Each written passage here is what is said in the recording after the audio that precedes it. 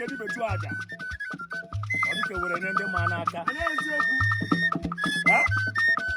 maka na ọ bụ nkwudoru uke ọgụ na dị ntachuru anụ n'ụwa mana enwere mgbachido oge mana ya bụ nkwudo na efu owe na-ada n'olu na-ada n'Igbo na-ada n'elu na-ada n'anị a sị na ihe ukwu eme kedu ihe ukwu menu ọ bụ tata bụ 4th of April Okeke Emmanuel Sunday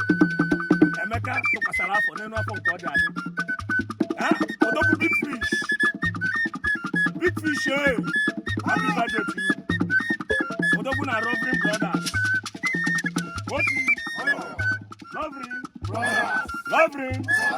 Reverend ndị ọma Reverend Brothers na-ekerekwa m ụnụ ọkwa tata ka ofu onye n'ime anyị mere +1 odogwu big fish ezigbo mmadụ adọrọ fecha ọkwa gị bụ the CEO Sunem Gas and Services ọ bụ on top ka ọ na-akpọtụ n'ọka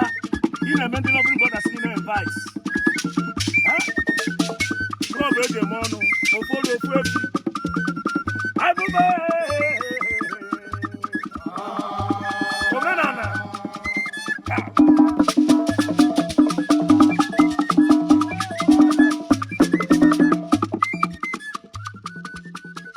tiwa okokoko ifish ọkwara ịbụ mmọnwụ ifishi mmemme adịghị tara ofe ka ọ n'anya ka mmọnwụ so wee n'anya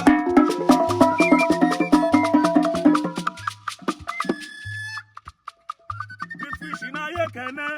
obi aṅụrị na obi ụtọ ka anyị jiri bịa ntịchiri gị egwu big fish na ya ekene obi aṅụrị na obi ụtọ ka anyị jiri bịa ntịchiri gị egwu odogwu big fish na ya ebido ụbọ obi aṅụrị na obi ụtọ ka anyị jiri bịa mkpakịrị gị ụbọ big fish na ya ekene obi aṅụrị na obi ụtọ ka anyị jiri bịa ntịchiri gị egwu ọnenne big fish big bayi odogwu na-eme ọka eberebe eji egwu ọkwa n'ọka ọntọọdụ ndị Reverend Brothers na-eje aka nwamba anyị ga-agba ịtụ ụgbọ asị na ọ bụ ka ọ dụ eje aka nwa nkanụ aka na-afọ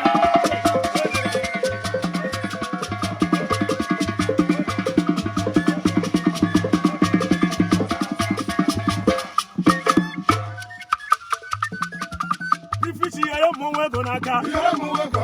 ifishi nwa mama ka ije ka ị na ifichi o jere oke mmọnwụ sọrọ ijara na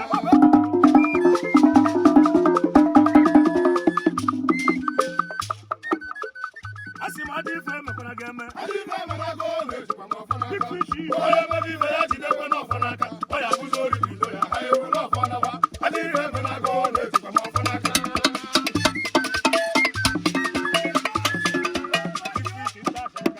iwe ga-agụ ndị asịrị ifichi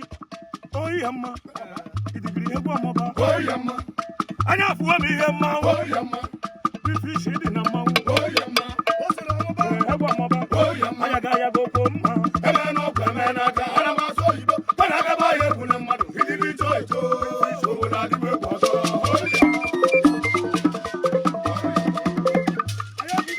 oyi ya mma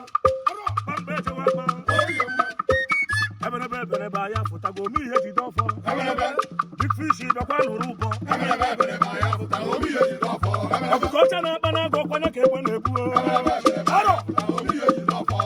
emerebe eberebe eberebe na ome ihe jide ọfọ ịgba eberebe ya pụtara obi ihe jide ọfọ emerebe mgbe eji kụba oge na ọ nara ire onye iyo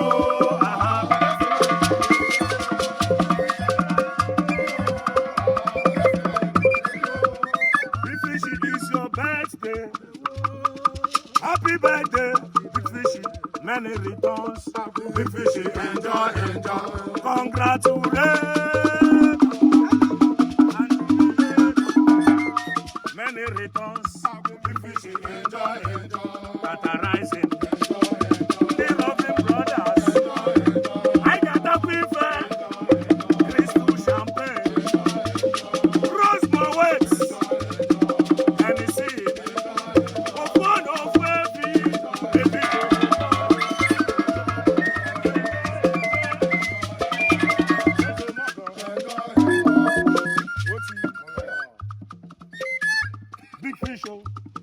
Ayo ti watu. Bifisho. Ebe na beche webe. Bifisho. Ayo bi dubo. Bifisho. On Sunday. Bifisho.